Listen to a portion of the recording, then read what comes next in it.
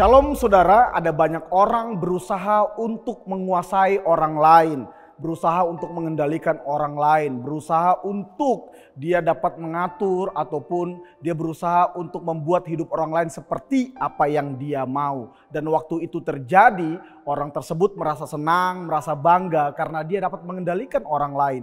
Dan kalau dia gagal melakukannya, dia kemudian menjadi marah dan kecewa. Dan hari ini kita mau belajar, apa sih yang dikatakan oleh firman Tuhan? Apa yang perlu kita kendalikan? Apakah kita perlu mengendalikan orang lain? Atau jangan-jangan sebaliknya yang perlu kita kendalikan adalah diri kita. Dalam Titus 2 dia berkata demikian.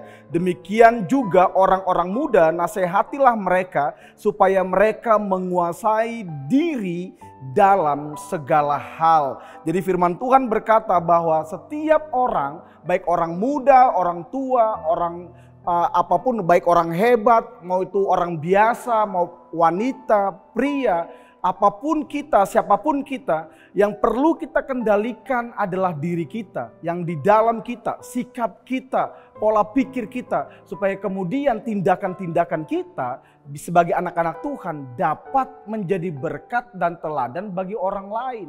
Supaya kemudian waktu kita belajar mengendalikan diri kita dapat bersikap seperti apa yang Tuhan mau di dalam kehidupan kita. Bahkan firman Tuhan berkata di dalam Amsal bahwa orang yang sabar melebihi seorang pahlawan dan orang yang menguasai dirinya melebihi orang yang merebut kota.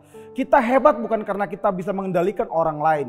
Kita hebat bukan karena kita bisa menguasai orang lain. Saya dan saudara akan menjadi orang-orang yang hebat waktu kita dapat mengendalikan dan menguasai diri kita. Waktu itu terjadi, maka Alkitab berkata begini, saudara lebih dari seorang pahlawan. Saudara menjadi orang yang hebat, lebih kuat dari seorang pahlawan, dari seorang hero yang dapat menaklukkan kota. Karena ternyata begini, dalam kehidupan ini yang paling sulit untuk ditaklukkan bukan apa yang di luar, tapi apa yang di dalam kita. Yaitu diri kita sendiri, ego kita, pola pikir kita, sikap kita. Waktu saya dan saudara melakukannya, maka kita bisa menjadi hidup bijaksana. Kita bisa menjadi berkat, bukan jadi batu sandungan, tapi kehidupan kita menjadi batu sentuhan bagi orang lain. Dan dengan demikian kita menjadi anak-anak Tuhan yang mempermuliakan Bapa kita. Hari ini berhenti untuk berusaha mengendalikan apa yang di luar. Mulailah belajar untuk mengendalikan apa yang di dalam saudara. Dan engkau akan melihat begini, hidupmu akan menjadi terus bertumbuh, engkau akan semakin kuat, semakin hebat, bahkan lebih dari seorang pahlawan. God bless you.